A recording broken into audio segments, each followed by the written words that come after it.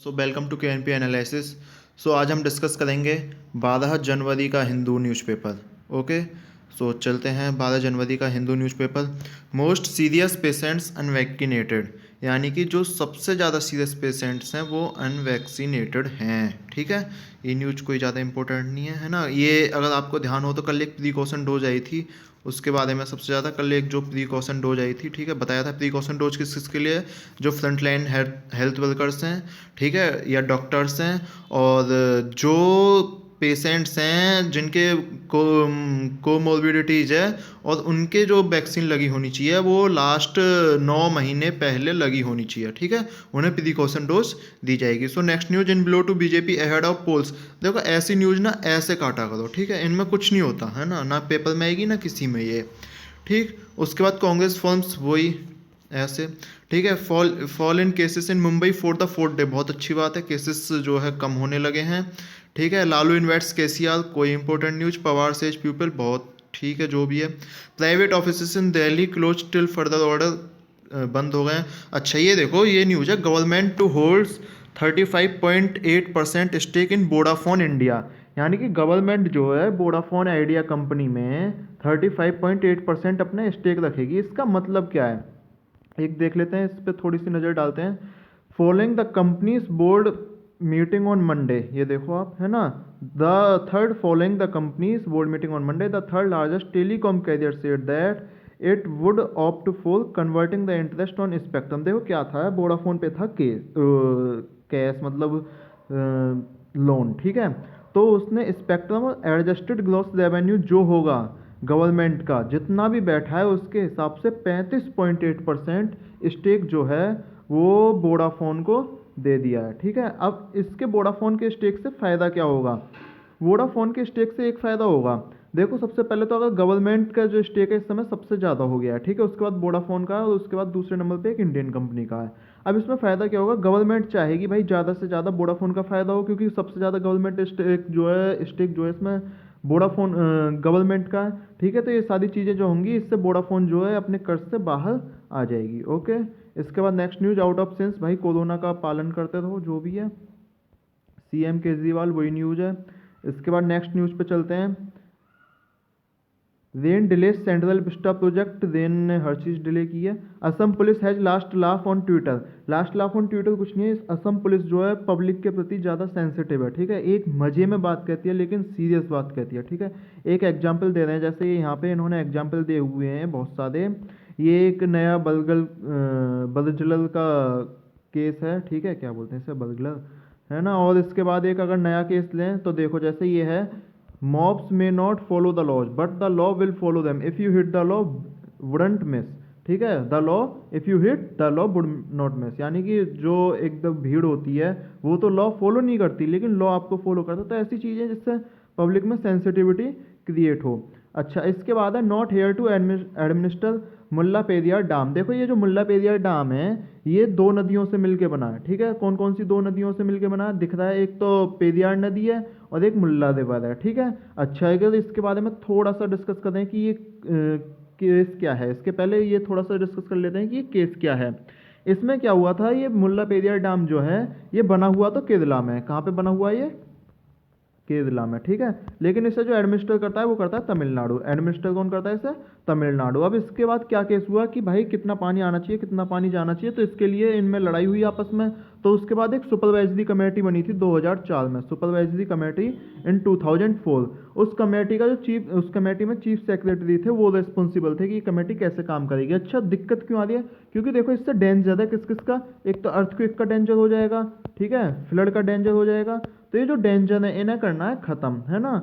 अच्छा, तो इसके लिए फिर क्या हुआ था, ये केरला के लडुकी डिस्ट्रिक्ट में, ये मैंने बता ही दिया, है ना। इसके बाद क्या हुआ कि रोल कर्व आता है इसमें एक टर्म। ठीक है, रोल कर्व क्या होता है कि डिसाइड करता है fluctuating storage levels in reservoir, ये देखो, ठीक है, यानी कि गेट कब खुलेगा कैसे खुलेगा, है ना, कितना पानी जाना चाहिए, तो ये सब किस में आता है, रूल कर्व में। किस में आता है ये, रूल कर्व में। ठीक है, इसके बाद अगर नेक्स्ट चीज डिस्कस करें तो monitoring and performance of the instrumentation of dam, finalising the rule curve, fixing the gate opening schedule, ये किसका काम था, ये था कमेटी का काम।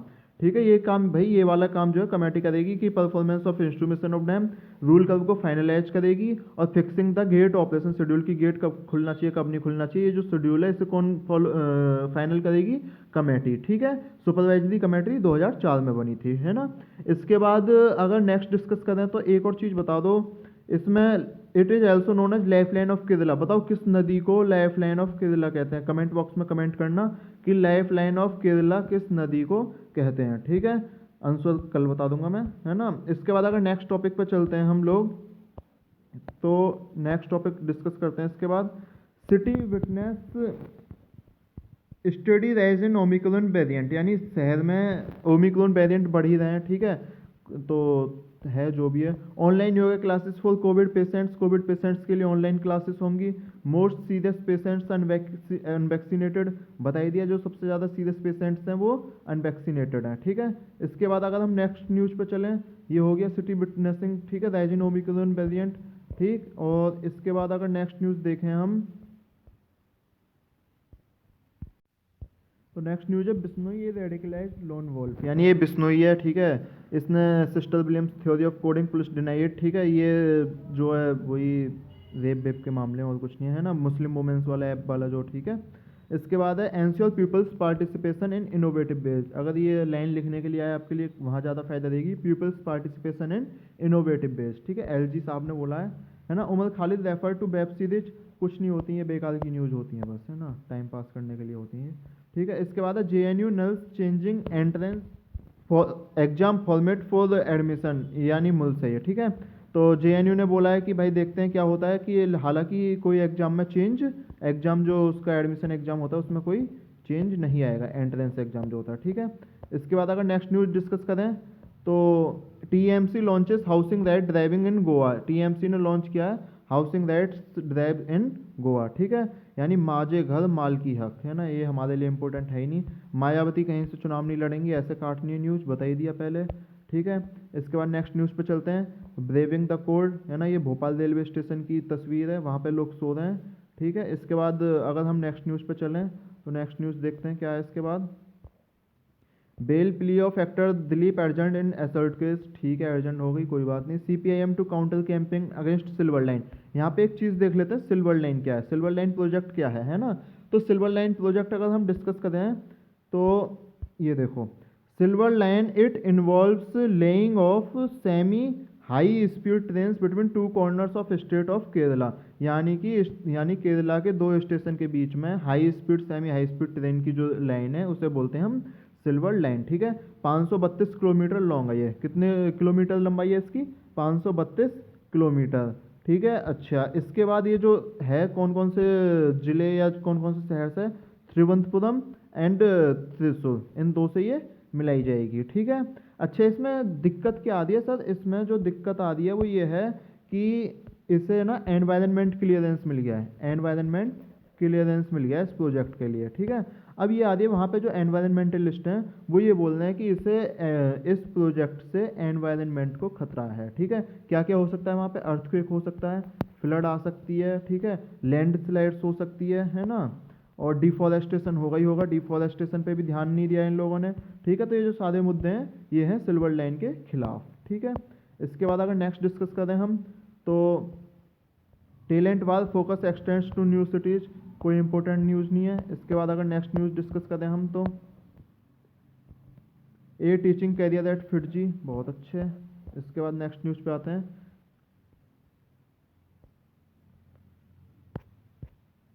NEET bill Tamil Nadu department sent reminder to Raj Bhavan, NEET bill उन्होंने पास किया, तमिलनाडु ने राजभवन के पास यानी गवर्नर के पास। ठीक है, गवर्नर इशू हम कर चुके हैं, बहुत डिटेल में किया है ना। अब उसके बाद अगली न्यूज़ जो है वो हरियाणा की है, तो हरियाणा डिस्कस करते हैं। Haryana government invokes ESMA against strike, यानी कि एक डॉक्टर्स जो वहाँ पे प्राइवेट डॉक्टर या डॉक्टर्स जो स्ट्राइक कर रहे हैं उनके खिलाफ ESMA लगा दिया। तो बात करते हैं कि ESMA क्या है ना। ESMA essential service maintenance act है। ठीक है, तो ESMA अगर हम देखें essential service maintenance act is an act of parliament. ये हरियाणा ने बेशक लगाया हो, लेकिन ये जो एक्ट है ये पार्लियामेंट का एक्ट है, ठीक है। Which India establish to ensure delivery of certain substances, यानी कि डिलीवरी जो है सर्टेन सर्विसेज के लिए है ये। अगर ये जो यानी कि पब्लिक की नॉर्मल लाइफ को ऑब्स्ट्रक्टेड करते हैं, पब्लिक की नॉर्मल लाइफ में बाधा डालते हैं, उनके लिए है, ठीक है। ESMA जो है, यानी अगर ESMA की बात करें तो ये पब्लिक ट्रांसपोर्ट, ठीक है, पब्लिक ट्रांसपोर्ट के लिए, और दूसरा है हेल्थ सर्विस के लिए। हेल्थ सर्विस और पब्लिक ट्रांसपोर्ट के लिए ये लगाई गई है, ठीक है। अच्छा, अगर आप एक चीज़ बताओ, अगर ये हरियाणा ने भी लगा दी, हालांकि अलग अलग स्टेट की थोड़ी सी अपनी अलग अलग गाइडलाइन है, लेकिन हरियाणा ने लगा दी, तो ये कौन सी लिस्ट में होगी? कौन सी लिस्ट में होगी ये है सर कनकरेंट लिस्ट में, कनकरेंट लिस्ट में, ठीक है।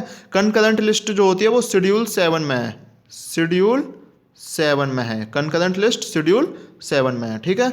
समझ आया नहीं आया? तो हरियाणा ने ये लगा दिया गवर्नमेंट इन्वोक्स। अब इसके बाद क्या होगा, ये जो स्ट्राइक है नहीं कर पाएंगे, या जो सर्विसेज है वो रिज्यूम हो जाएंगी, ठीक है। Solar power all sets to brighten lives of farmer, यानी कि सोलर पावर जो है वो किसानों की लाइफ को एक चमकीला उजाला, किसानों की लाइफ में उजाला भरेगा। उजाला कैसे भरेगा? देखो यहाँ पे एक स्कीम दे रखी है इन्होंने, बहुत अच्छी स्कीम है, PM कुसुम स्कीम। स्कीम का नाम है PM कुसुम। तो PM कुसुम की फुल फॉर्म है प्रधानमंत्री किसान ऊर्जा सुरक्षा एवं उत्थान महाभियान, यानी कि प्रधानमंत्री जो है उसकी स्कीम है, प्रधानमंत्री जी की किसान ऊर्जा सुरक्षा एवं उत्थान महाभियान, ठीक है। अच्छा, इसमें अगर बात करें तो क्या होता है, scheme envisages income generation for farmer from their infertile land. देखो मैं इसे समझा रहा हूँ तुम्हें, क्या होता है इसमें ये चीज़ें, मान लो अगर किसान के पास कोई इनफर्टाइल लैंड है, ठीक है, तो वो उसमें सोलर प्लांट्स जो है वो सोलर पैनल लगा लेगा, ठीक है। उसके बाद वो जो बिजली है डिस्कॉम को बेच देगा, डिस्कॉम कंपनी को, ठीक है। अगर डिस्कॉम को बेचेगा तो यहाँ पे एक चीज़ समझ लो, जो डिस्कॉम है उसे गवर्नमेंट भी 0.40 पैसा पर यूनिट की सब्सिडी देगी, ठीक है। 0.40 पैसा पर यूनिट की सब्सिडी देगी उसे गवर्नमेंट, ठीक है। अच्छा, इसमें एक और चीज़ समझ लो, PM कुसुम में ये एडिशनल इनकम है, फार्मर की एडिशनल इनकम हुई कि नहीं हुई? यानी अगर हम बोलें कि फार्मर की जो डबल इनकम थी 2022 तक, उसमें ये बहुत ज़्यादा हेल्पफुल होगी। इसका एम क्या है? इसका जो एम है वो ये है 30.8 गीगावाट, ठीक है, बाय 2020 गीगावाट बोलते हैं उसे वैसे, है ना। 30.8 GW जो है इसे 2022 तक लगाना है, 2022 तक, ठीक है। अच्छा, इसके 3 कंपोनेंट हैं, 3 कंपोनेंट है। देखो, पहला कंपोनेंट खाली ग्राउंड की बात हो गई, है ना। दूसरा कंपोनेंट मान लो किसी की एक ट्यूबवेल या सोलर पंप, एग्रीकल्चर पंप जिसे बोलते हैं, वो थी, है ना। तो ऐसी 2 मिलियन पंप लगानी है उसे, है ना, जो सोलर लाइट से सीधे चलेंगी, 2 मिलियन पंप, ठीक है। और मैं इनकी जो हॉर्स पावर है वो 3 हॉर्स पावर से तो ज़्यादा होगी, हालांकि ज़्यादा फोकस जो है वो 7 हॉर्स पावर पर, ज़्यादा फोकस 7 हॉर्स पावर पर है, ठीक है। अच्छा, इसका जो कंपोनेंट C बचा, देखो आपकी ये ट्यूबवेल है, मान लो एग्रीकल्चर पंप है, ठीक है, और ये बिजली से चलती है, तो अब इसका सरकार क्या करना चाह रही है कि इसे सोलर लाइट से चलाए, ठीक है। तो आपकी बिजली जो बच जाएगी, है ना, इस टाइप से 1.5 मिलियन 1.5 मिलियन सोलर पंप लगानी है सरकार को, ठीक है। यहाँ तक समझ में आया नहीं आया? अच्छा, हेल्पिंग डिस्कॉम्स हो गया, ठीक। तो इसमें इतना ही है ना। अब इसके राजस्थान जो है इस पे अपना पूरा फोकस कर रहा है, ठीक है। तो राजस्थान में धूप भी अच्छी पड़ती है, तो इसके लिए ये बहुत फ़ायदेमंद होगा। यहाँ तक समझ आया नहीं आया? इधर कोई न्यूज़ है ही नहीं, है ना। इसके बाद नेक्स्ट न्यूज़ पे चलते हैं फिर। ये देखो, 2 held for SFI leaders murder, ठीक है। SC court orders notice to centre on dam safety act. SC high court ने डैम सेफ्टी एक्ट पे नोटिस दिया है ना, ठीक है। इसे क्या करना, कुछ करना ही नहीं है इसमें। हाँ, Paramvir distrust of policing disturbing case. एक परमवीर का केस समझ लो। परमवीर का केस क्या था? परमवीर ये चीफ कमिश्नर थे पुलिस के। इनका केस ये था कि एक मुकेश अंबानी के घर के बाहर ब्लास्ट हुआ था, ठीक है, मुकेश अंबानी। तो उसमें सचिन बाजे एक पुलिस ऑफिसर थे, उनका नाम आया था, ठीक है। तो इसके बाद इन्होंने खुद से, फिर उसमें आया था अनिल देशमुख होम मिनिस्टर थे, उनका नाम आया था, महाराष्ट्र के। तो इसमें परमवीर जी ने एक लेटर लिखा था उद्धव ठाकरे जी को, यानी CM को। उसके बाद से फिर इन पे बहुत सारे केसेस शुरू हो गए, फिर 5-6 FIR लॉन्च हुई हैं। अब कल इन्होंने बोला था कि ये जो केस है ये CBI को सौंप दो। अब इसमें दिक्कत ये आ रही है, सुप्रीम कोर्ट बार बार ये बोल रहा है कि भाई देखो, CBI को तो तुम पुलिस पे भरोसा नहीं है और तुमको पुलिस पे भरोसा नहीं है, तो यानी कॉन्फ्लिक्ट ऑफ इंस्टीट्यूशन हो रहा है ये, ठीक है। तो ये जो कॉन्फ्लिक्ट है ये नहीं होना चाहिए, है ना। तो ये बोल रहे हैं कि सीबीआई को सौंप दो, हालांकि अभी सौंपा है नहीं, है ना, देखते हैं क्या होता है। इसके बाद एक ये देख लो पेटा थुलल, है ना, हेल्ड एट इरुमली, यानी कि ये उसकी महाबलीपुरम जो है मंदिर, सबरीमाला टेम्पल जो है, ठीक है, वहाँ की एक रिचुअल्स है ना, डांसिंग रिचुअल है, ठीक है, पेटा पेटा थुलाल, है ना। इसके बाद कुछ नहीं है, कुछ नहीं है। नेक्स्ट न्यूज करते हैं, नेक्स्ट न्यूज क्या है। हाँ जी, नेक्स्ट न्यूज आ गए हम आर्टिकल्स पर, ठीक है। सबसे पहले एडिटोरियल देख लेते हैं। एडिटोरियल क्या है, straws in the wind, the spirit of defection away from the party in Uttar Pradesh. बिल्कुल सर, जाएंगे, जाना है। इसमें ये दे रखा है कि हर एक पार्टी जब इलेक्शन आता है हर एक पार्टी से जाते आते हैं, है ना, ये गलत चीज़ है, लेकिन उसके बाद भी जनता उन्हें वोट देती है। ये देखने वाली चीज़ है कि क्या होता है। Extending GST compensation as a reform catalyst, बहुत इंपॉर्टेंट आर्टिकल है, एक एक लाइन इसकी इंपॉर्टेंट है, ठीक है। जो इंपॉर्टेंट है वो पढ़ते जाएंगे हम, है ना। देखो जीएसटी जो लगी थी, जीएसटी के बारे में थोड़ा सा अगर बात करें पहले जीएसटी के बारे में, तो ये लगी थी 1 जुलाई 2017 को, 1 जुलाई 2017 को, ठीक है। कौन से अमेंडमेंट एक्ट से लगी थी, 101 कॉन्स्टिट्यूशनल अमेंडमेंट एक्ट 2016 में हुआ था ये, ठीक है। अच्छा, जीएसटी जो है सारे जो टैक्स थे उनको सिंगल टैक्स में लाने की कवायद थी, सिंगल टैक्स में, ठीक है। ये जीएसटी हुआ। अब इसके बाद इसमें देख लेते हैं इसमें क्या क्या दे रखा है इन्होंने। इसमें दे रखा है इन्होंने जो स्टेट्स थे, यानी कि जब बात जीएसटी की हुई थी तो स्टेट जो थे उन्हें अपने टैक्स लॉस का मतलब ये था कि हमारा टैक्स लॉस हो जाएगा, तो उसके बाद कंपनसेशन की बात शुरुआत हुई थी, ठीक है। ये था revenue loss by implementing GST in short term, ठीक है। अब इसके बाद बात करते हैं, तो कंपनसेशन था वो 2015-16 के रेट के आधार पर था, ठीक है। तो 14% एनुअल ग्रोथ थी, उसके बाद जितना बचता था वो कंपनसेशन के रूप में स्टेट को दिया जाएगा। यहाँ तक बात समझ आई नहीं आई, ठीक है। अच्छा, बाज levied on certain item such as तंबाकू product, automobile, coal and lignite paint, इन पे भी टैक्स लगना चाहिए, ठीक है।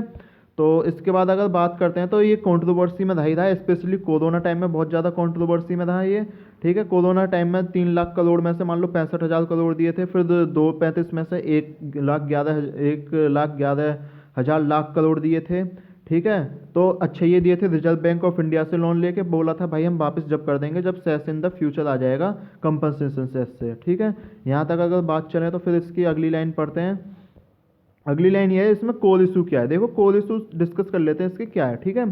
तो first the technology platform could not be firmed for a long time due to which initially planned could not be title, यानी कि मिसयूज नहीं होना चाहिए टेक्नोलॉजी का, ठीक है। इसके बाद जैसे लॉकडाउन हुआ है तो इस टाइप में इन्हें जो सेस है कंपनसेशन सेस है वो मिलता रहना चाहिए, ठीक है। Second, source of revenue for state, यानी कि ये रेवेन्यू है स्टेट्स का, ठीक है। अगर मान लो ये चला जाएगा, ये नहीं रहेगा, तो स्टेट जो है लाइवलीहुड ऑफ पीपल उनके लिए कैसे काम कर पाएंगे, ठीक है। दूसरा इसका इशू ये है ना। इसके बाद अगर बात करें तो केस फॉर अमेंडमेंट, अब यानी कि इसमें क्या क्या अमेंडमेंट हो सकते हैं, कैसे कैसे अमेंडमेंट होने चाहिए, ठीक है। तो ये देखो सबसे पहले बोल रहे हैं जो 50% कंजप्शन आइटम्स हैं कंज्यूमर प्राइस में वो एग्जम्पशन लिस्ट में, यानी कि पहले तो सबसे पहले सबको जो है टैक्स के अंतर्गत लेके आओ, ठीक है। दूसरा, petroleum, real estate, alcohol, human consumption और इलेक्ट्रिसिटी को जीएसटी फोल्ड के अंतर्गत लेके आओ, ठीक है। अगर तीसरा बात करें तो 5, 12, 18, 28 से ये बोल रहे हैं जो भाई साहब लग्जरी आइटम होते हैं उन पे टैक्स बढ़ा दो, ठीक है। तो इसके बाद तुम्हारा टैक्स भी आ जाएगा वापस और ये जो करप्शन है वो भी बच जाएगा, ठीक है।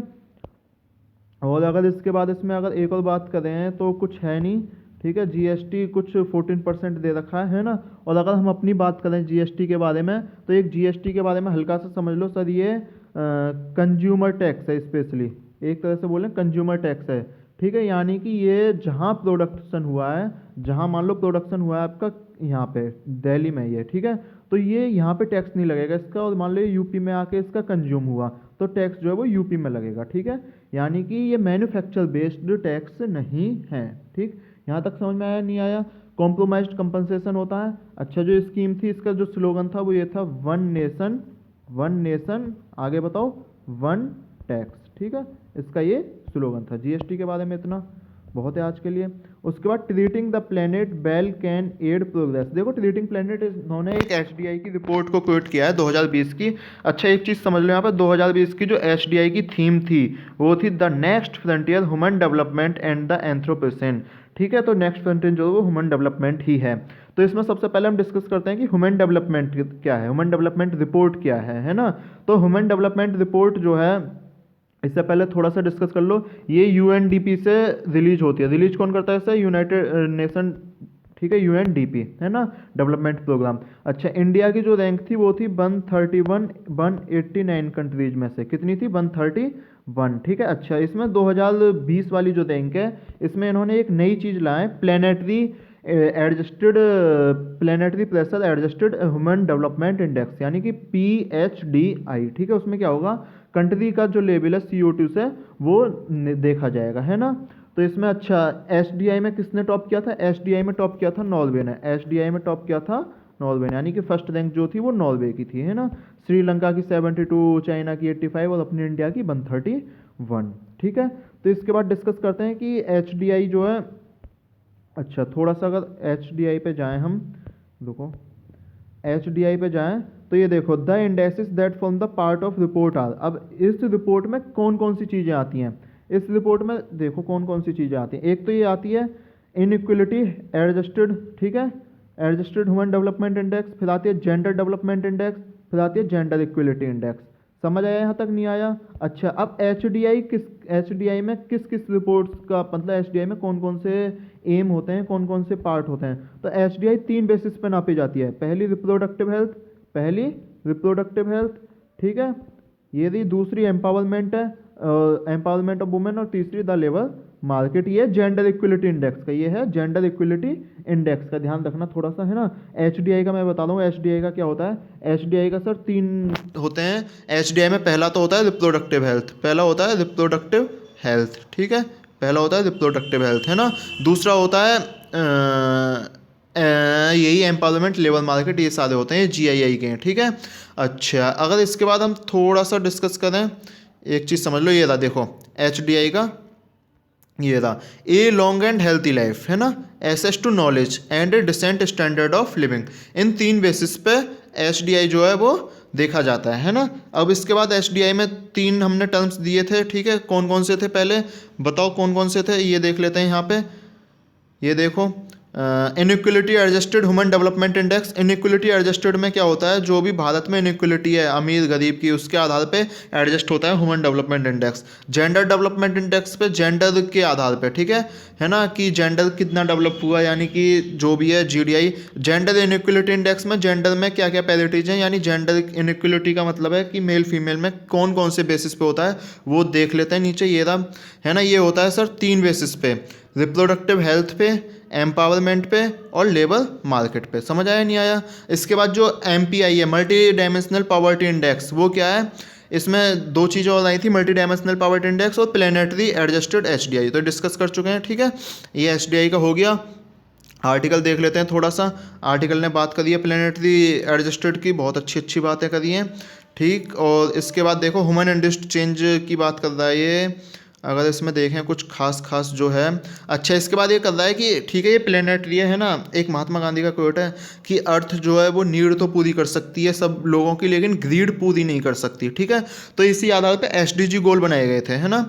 SDG गोल का डेवलपमेंट हुआ था, ठीक। तो SDG गोल को देखते हैं, क्या है SDG गोल में? 17 SDG गोल है ना, थोड़ा सा समझ लो। 17 SDG गोल जो है वो किस किस बेसिस पे हैं? देखो, सबसे पहला जो गोल है वो है नो पॉवर्टी। देखो, सबसे पहले तो गरीबी नहीं होनी चाहिए। अगर कोई गरीबी नहीं होगी तो कोई भूख नहीं होगी। अगर मान लो सबकी भूख खत्म हो जाएगी, फिर उसके बाद सब कोई सोचेगा भाई मैं स्वस्थ रहूँ। अगर स्वस्थ रहेगा तो फिर बंदा पढ़ने भी जाएगा, क्वालिटी एजुकेशन, ठीक है। पढ़ने जाएंगे तो फिर दोनों जाएंगे, है ना, यानी कि मेल फीमेल दोनों पढ़ने जाएंगे, ठीक है। और उसके बाद फिर अगर वो पढ़ने जाएंगे तो उन्हें क्लीन वाटर एंड सैनिटेशन भी चाहिए। अगर जाएंगे तो गर्मी लगेगी, उसके लिए क्लीन एनर्जी भी चाहिए, ठीक है। और अगर इसके बाद हम डिस्कस करें तो देखो, उन्हें decent work and economic growth भी चाहिए। अब पढ़ लेंगे तो उन्हें काम भी चाहिए, है ना। उसके बाद फिर इंडस्ट्री भी बनाएंगे वो अपनी, इनइक्वलिटी रिड्यूस होगी, ठीक है। फिर अगर उसके बाद शहर में जाएंगे तो सस्टेनेबल सिटीज़ चाहिए, रेस्पॉन्सिबल कंजप्शन एंड प्रोडक्शन चाहिए, क्लाइमेट एक्शन पे फिर एक्शन होगा, लाइफ बिलो वाटर नहीं चाहिए, लाइफ ऑन लैंड सही होनी चाहिए, ठीक है। अगर इसके बाद डिस्कस करें तो peace and justice and strong, यानी कि अगर मान लो लड़ाई हो जाए तो ठीक ठाक जस्टिस चाहिए, और पार्टनरशिप फॉर गोल, यानी सब लोग गोल्स में पार्टनरशिप करें। तो ये 17 गोल्स हैं, ठीक है, SDG के। इसके बाद अगर नेक्स्ट डिस्कस करते हैं तो फिर है इसमें as evident proposed at same time India 27.9% people under multidimensional poverty index, है ना। ये बोल रहा है कि केरला में सबसे कम है और बिहार और इनमें सबसे ज़्यादा है ना। तो twin challenge of poverty alleviation and safeguarding by, देखो ये ट्विन चैलेंज हैं। एक तो हमें पॉवर्टी एलिविएशन करनी है, ठीक है, और एनवायरमेंट। मैं बता दूँ ये दो दो कैसे, मान लो भाई किसी को घर बनाना है, ठीक है, अब वो यहाँ से पेड़ काटेगा, अब पेड़ काटेगा तो फिर एनवायरमेंट में दिक्कत में आएगा। तो ये जो दो दो एक साथ हमारे पास चैलेंजेस आ रहे हैं ना। स्टॉकहोल्म कॉन्फ्रेंस है ये, ठीक है। अच्छा, ये जो SDG थे ये UN जनरल असेंबली ने बनाए थे, है ना, और 2030 के लिए थे ये, ठीक है।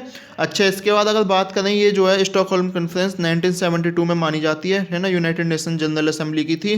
2030 के SDG गोल इसी में डेवलप हुए थे और बाकी बहुत सारी चीज़ें डेवलप हुई थी। इसके बाद लोकल लेवल इन्वेस्टमेंट भाई चाहिए।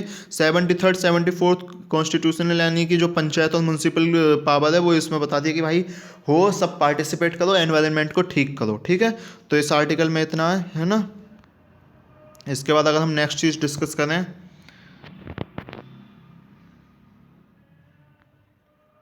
उसके बाद है नेक्स्ट जो टॉपिक चलेगा वो चलेगा hate speech in the time of free speech.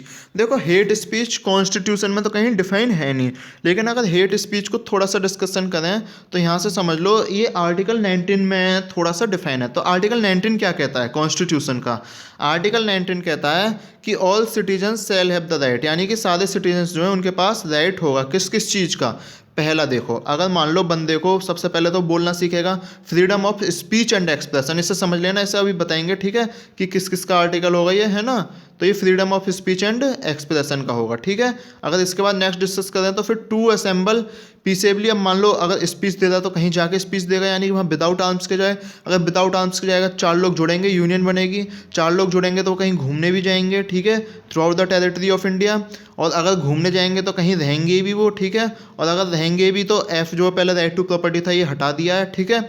और इसके बाद अगर नेक्स्ट डिस्कस करें तो फिर है टू प्रैक्टिस एनी प्रोफेशन, अगर रहेंगे तो भाई कुछ व्यापार भी करेंगे वो अपना, है ना। मान लो इनमें जो है बाधाएं, मतलब कि भाई ये किस किस बेस पे रेस्ट्रिक्टेड हो सकते हैं, तो वो चीज़ दे रखी है इसमें। एक तो देखो sovereignty and security integrity of India state, ठीक है, friendly relation with foreign state, public order, इसे समझ लो public order, decency and morality, इन बेसिस पे ये जो है, यानी कि आप इन पे कर्ब्स लगा सकते हैं, ठीक है। तो ये जो चीज़ है कंटेम्प्ट ऑफ कोर्ट के बेसिस पे, है ना। तो ये जो चीज़ है ये बताई गई है कि भाई हेट स्पीच नहीं देनी चाहिए, ठीक है, और देनी भी नहीं चाहिए। तो हेट स्पीच का यहाँ तक आर्टिकल में कॉन्स्टिट्यूशन में इतना है। बाकी फिर सेक्शन है, IPC के सेक्शन वगैरह हैं, ये सब इसमें वो डिफाइंड हैं, वो डिफाइंड नहीं है इसमें, हालांकि कुछ है नहीं, केस के नाम ज़्यादा हैं इस पूरे आज के आर्टिकल में। Making a case for sad hustling, कुछ नहीं है, इन्होंने एक बंदे का नाम दिया कि भाई वो पूरे दिन में इतना काम करता है, बोलता है अब मेरी नौकरी छूट गई तो क्या होगा। तो ये चीज़ है कि जो कंपनी है वो भाई सिक्योरिटी दे दो कि ऐसा ना हो, है ना। ये फिल्म इंडस्ट्री कुछ नहीं है, ठीक है। डेली इनकोलेशन पिकअप इन जनवरी, बिल्कुल जी, है ना।